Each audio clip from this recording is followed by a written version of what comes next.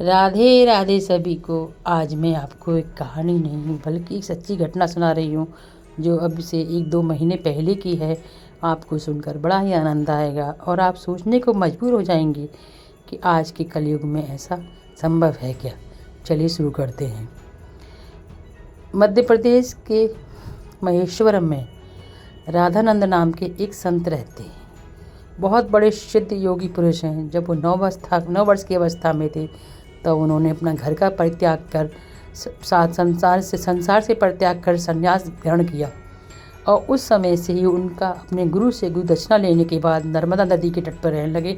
उनका नियम था सुबह 4 बजे उठकर स्नान करते, चाहे कोई भी गर्मी हो, बरसात हो, जाड़े हो, उनका नियम था। उन्होंने अनेक वर्षों तपस्या की, उन्हें अनेक सिद्धियाँ प्राप्त हो गई। एक बार नर्मदा नदी में स्नान कर रहे थे, उन्होंने देखा एक छोटा बच्चा मृत जिसे सांप ने काट लिया था, मृत अवस्था में पड़ा हुआ था।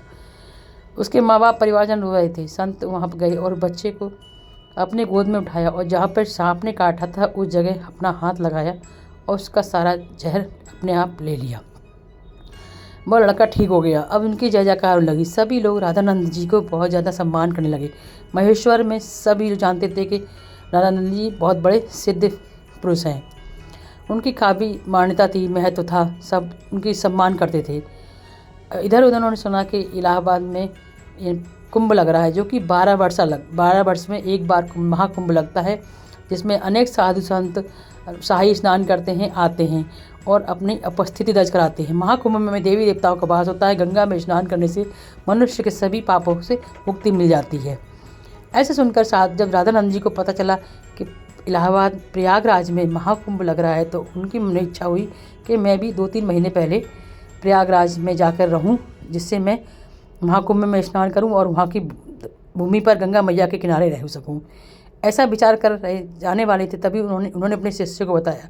उनके शिष्यों ने उनके लिए रेल के टिकट की व्यवस्था की और वे ट्रेन में बैठकर प्रयागराज आ गए।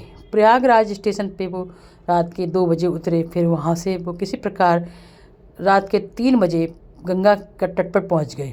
गंगा तट पर पहुँचे तो उन्होंने देखा था नगर निगम के कर्मचारी बड़े मन से सफाई का काम कर रहे थे, गंगा सफाई का। उन्हें देखकर बड़ा खुशी हुई कि चलो हमारी गंगा मैया की सफाई हो रही है। जो प्रयागराज में जो काम चल रहा था उस समय, तो ये कहते थे कि दिन में तो लोग गंगा स्नान करने आते हैं, गंगा जी के पास आते हैं, तो सारा काम सफाई सुपू का गंगा जी का ये जो व्यवस्था थी वो रात में की जाती थी। जब संत जी पहुँचे तो वहाँ 3 बजे थे, तो उन्होंने देखकर बड़ी खुशी हुई। तभी वो उन्होंने अपने कपड़े उतारने लगे। तब नगर निगम के कर्मचारी ने कहा, अरे महात्मन, आप ये क्या कर रहे हैं? तो राधानंद जी ने कहा, मुझे स्नान करना है, मेरे सुबह 4 बजे स्नान का नियम है। तो नगर निगम के कर्मचारी बोले, महाराज जी आप ऐसा नहीं कर सकते। तो उन्होंने संत जी ने कहा कि मेरे अकेले करने से क्या होगा, मुझे नहा लीजिए। उन्हें कि देख लीजिए आसपास कोई भी स्नान नहीं कर रहा है, आप रहने दीजिए, आप हमें अपना काम करने दीजिए। आप ऐसा कीजिए 2-3 घंटे बाद आइए, तब तक दिन निकल आएगा, आप आराम से स्नान कीजिएगा। लेकिन संत जी ने कहा, नहीं भाई, मेरा नियम है और आज से नहीं, कई सालों से ये नियम है, मैं इस नियम को नहीं तोड़ सकता, मुझे तो स्नान करना ही होगा। नगर निगम के कर्मचारी नहीं माने। जब नहीं माने तो राधानंद जी शांत हो गए। शांत जाकर गंगा जी के किनारे आंखें बंद कर बैठ गए।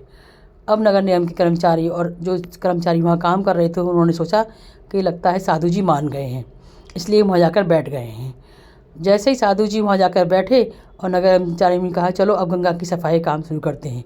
लेकिन जैसे ही उन्होंने काम शुरू किया तो वहाँ पर जितनी मशीनें थीं, 4-5 सारी मशीनों ने काम करना बंद कर दिया। फिर उन्होंने देखा कि उसमें कचरा भरा हुआ था। फिर सब उन्होंने कचरा निकाला, फिर चलानी शुरू की। कोई मशीन अपनी जगह से नहीं हिल रही थी, ना चल रही थी। देखकर 2 कर्मचारियों के हाथ पैर फूल गए। फिर उन्होंने बड़े बड़े इंजीनियरों की टीम बुलाई। वहाँ पे इंजीनियर की टीम आई। 2-3 घंटे तक उन्होंने रिसर्च किया। देखा तो वहाँ पे मशीनें में कोई ख़राबी नहीं थी, मशीनें बिल्कुल सही थी।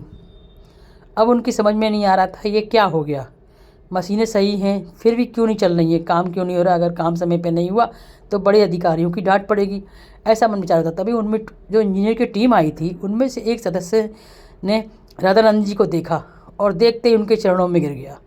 ये कोई और नहीं, ये इंजीनियर वही लड़का था जिसे बचपन में राधानंद जी ने सांप के काटने से बचाया था। गिर गया, उनके पैर पकड़ कर कहने लगा, महात्मा जी आप यहाँ और फिर उन्होंने उनसे आशीर्वाद दिया और बताया कि मैं ऐसे ऐसे कोई बच्चा हूँ जिसकी आपने बचपन में जान बचाई थी। आज मैं इंजीनियर हूँ। राधानंद जी सुनकर बहुत कुछ प्रसन्न हुए, उसे बहुत सारा आशीर्वाद दिया। फिर मैं भागता हुआ उन कर्मचारियों के पास गया, बोला आप लोगों ने ये क्या किया? हमारे महेश्वर में ये महासिद्ध पुरुष हैं, आपने इन्हें क्यों रोका? ये यहाँ क्यों बैठे हुए हैं? तब उन्होंने कर्मचारी बताया कि ये महात्मा जी बहुत जिद कर रहे थे गंगा स्नान की सुबह 4 बजे। हम लोग अपना काम कर रहे थे, इसलिए हमने इनसे मना कर दिया, यहाँ बैठ गए। उसने कहा अरे महात्मा जी, तो आप इनसे माफ़ी मांगिए, आपने बहुत बड़ा अनर्थ कर दिया, बहुत बड़ा पाप कर दिया है। सारे नगर में बेचारे समझ गए और भाग के उनके पास गए, बोले महात्मा जी हमें माफ़ कर दीजिए, चलकर आप गंगा जी में स्नान कर लीजिए। महात्मा जी समझ गए इन लोगों को अपनी गलती का एहसास हो गया है और बोले अब आप तो चल के स्नान कर लीजिए, हमारे साथ जो होगा वो होगा। हमारे 3-4 घंटे ख़राब हो गए और मशीनें भी चल नहीं रही हैं, अब तो हम लोगों के पास बहुत ज़्यादा हुई, चलिए आप हमें माफ़ कर दीजिए। महात्मा जी ने कहा कि ठीक है। जैसे ही महात्मा जी राधानंद जी गंगा में स्नान करने के लिए गए, वैसे ही एक चमत्कार हो गया। नहीं, हाँ आप स्नान कर लीजिए। तो उन्होंने कहा कि मशीनें ठीक नहीं हो रही हैं। जैसे ही वो स्नान करने गए, देखा चमत्कार हो गया। तो उन्होंने कहा कि देखो कितने 2-3 घंटे समय बाद हो गए, आप अपने स्नान के लिए लेट हो गए हो। तो राधानंद ने कहा आप समय तो देखिए, समय देखा तक घड़ी में 4 बज गए थे। उन कर्मचारियों को बड़ा आश्चर्य हुआ कि ये समय कैसे रुक गया। हम 3-4 घंटे से मशीन सही कर रहे हैं, मशीन सही नहीं हुई और घड़ी में अभी 4 ही बज रहे हैं। वो समझ गए ये कोई सिद्ध पुरुष हैं, इन्होंने शायद मशीन, और उनके स्नान करने के बाद तुरंत मशीनें सही हो गई और अपना काम होने लगा। सभी साधु संत महात्मा के पैर चरणों में गिर गए और बार बार माफ़ी करते, हमें माफ़ कर दीजिए। इससे 2 फ़ायदा हुआ, एक तो साधु संत जी अपने समय पर स्नान किया, दूसरी बात क्योंकि वो समय उन्होंने रोक लिया था उस समय, तो इस समय वो मशीनें अपने समय से काम करती रहीं। और इस प्रकार साधु संत ने उन लोगों से कहा कि सुनो, गंगा में स्नान करने चाहे कोई सिद्ध पुरुष आए या साधारण मनुष्य, कभी किसी को गंगा में स्नान करने से नहीं रोकना चाहिए। ये गंगा मैया सबकी है, किसी एक की नहीं है। और गंगा में स्नान करने का साधु महाकुंभ में साधु का पहला अधिकार होता है। वो बड़ी बड़ी तपस्या करके अपने आप से सिद्धि प्राप्त करता है और इसे पुण्य काम में उसके पुण्य काम को उसके नियम को तोड़ने के लिए मजबूर नहीं करना चाहिए। उन कर्मचारियों के पैरों में नस मस्तक गिर गए। ये बिल्कुल सच्ची घटना है। बताइए क्या हो सकता है, क्या कोई भी आज के कलयुग में कोई संत या सिद्ध पुरुष इस प्रकार के हैं हमारे देश में जो अपने हाथ से समय को रोक सकते हैं, मशीन चलती हुई मशीनों को रोक सकते हैं? आपको ये मेरी सच्ची घटना सुनकर आपको कैसा लगा? अगर आपको अच्छा लगा हो तो, और इस प्रकार के सिद्ध पुरुष महापुरुष हमारे भारत में अभी भी हैं, उन्हीं के बल पर आज हर कलयुग में हम लोग सही सलामत रह रहे हैं। आपको इसका सच्ची घटना कैसी लगी? अगर अच्छी लगी हो तो प्लीज़ मेरे चैनल को सब्सक्राइब कीजिए, लाइक कीजिए, शेयर कीजिए। राधे राधे।